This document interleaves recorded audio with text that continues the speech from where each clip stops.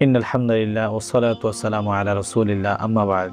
সম্মানিত মুসলিম ভাই ও বোনেরা, সর্বপ্রথম আল্লাহ রাব্বুল আলামিনের দরবারে শুকরিয়া আদায় করছি। পাশাপাশি দো জাহানের বাদশা নবী কামলিওয়ালা সাল্লাল্লাহু তাআলা আলাইহি ওয়াসাল্লামের দরবারে অসংখ্য দুরূদ ও সালাম প্রেরণ করছি।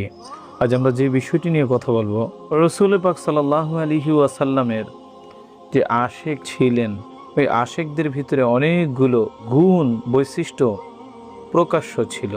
অপ্রকাশ্যগুলো যেগুলো গোপনীয় সেগুলো তো আর দেখা যায় না, সেটা তো আল্লাহ সুবহানাহু ওয়া তাআলা ভালো জানেন। কিন্তু বাহ্যিকভাবে যেটা দেখা যায় সেই জিনিসগুলো যদি আমাদের ভিতরে না পাওয়া যায় তাহলে এটা অনেক হতাশাজনক।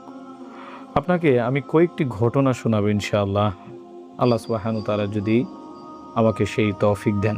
প্রথমে আমরা জুবাইর রাদিয়াল্লাহু তাআলা আনহুর কথাটাই তুলে ধরার চেষ্টা করছি। জুবাইর রাদিয়াল্লাহু তাআলা আনহু হিজরতের পর প্রত্যেকটা দিন মদিনাতে যেভাবে কাটান তিনি ওই দিনটা ওইভাবেই কাটাচ্ছিলেন। তিনি যুবক মানুষ ছিলেন।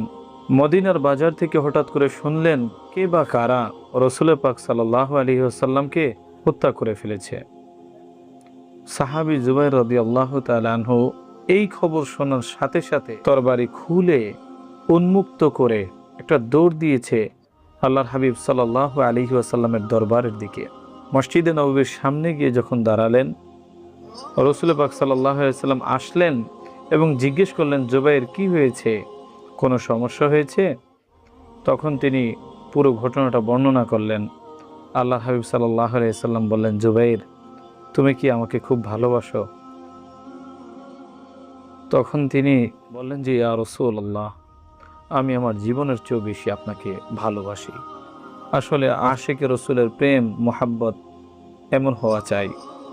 কোনো এক যুদ্ধের ঘটনা, যুদ্ধ থেকে নবী পাক সাল্লাল্লাহু আলাইহি ওয়াসাল্লাম সহ সাহাবায়ে কেরামরা আসছেন। মদিনা থেকে এক মহিলা খুব তাড়াহুড়ো করে দৌড় দিয়ে সেই কাফেলার দিকে যাচ্ছেন। যাওয়ার পথে কাফেলার প্রথম যারা ছিলেন, যে সাহাবায়ে কেরামরা ছিলেন, তাদেরকে জিজ্ঞেস করলো যে আল্লাহর হাবিব সাল্লাল্লাহু আলাইহি ওয়াসাল্লাম কেমন আছেন? তখন কাফেলা থেকে উত্তর আসলো যে তোমার পিতাকে শহীদ করা হয়েছে। তিনি বললেন যে আল্লাহর হাবিব সাল্লাল্লাহু আলাইহি ওয়াসাল্লাম কেমন আছেন? পরবর্তীতে বলা হলো তোমার স্বামীকে শহীদ করা হয়েছে। তিনি বললেন আল্লাহর হাবিব সাল্লাল্লাহু আলাইহি ওয়াসাল্লাম কেমন আছেন? তারপরে বলা হলো এবং তোমার সন্তানকেও শহীদ করা হয়েছে। তিনি বললেন এগুলো তো আমি জানতে চাইনি, আমাকে বলো আল্লাহর হাবিব সাল্লাল্লাহু আলাইহি ওয়াসাল্লাম কেমন আছেন? তখন কাফেলা থেকে উত্তর আসলো যে রাসূলুল্লাহ সাল্লাল্লাহু আলাইহি ওয়াসাল্লাম ভালো আছেন। তখন তিনি বললেন আলহামদুলিল্লাহ, আমার আর কোনো চিন্তা নেই, আর কোনো আফসোস নেই। এই তো আশিকে রসুলের বহির্প্রকাশ।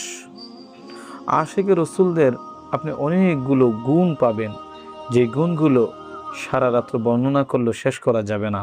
আল্লাহ রাব্বুল আলামিন নবী পাক সাল্লাল্লাহু আলাইহি ওয়াসাল্লামের প্রেম মোহাব্বত আমাদের অন্তরে পয়দা করে দিক। আল্লাহুম্মা আমিন।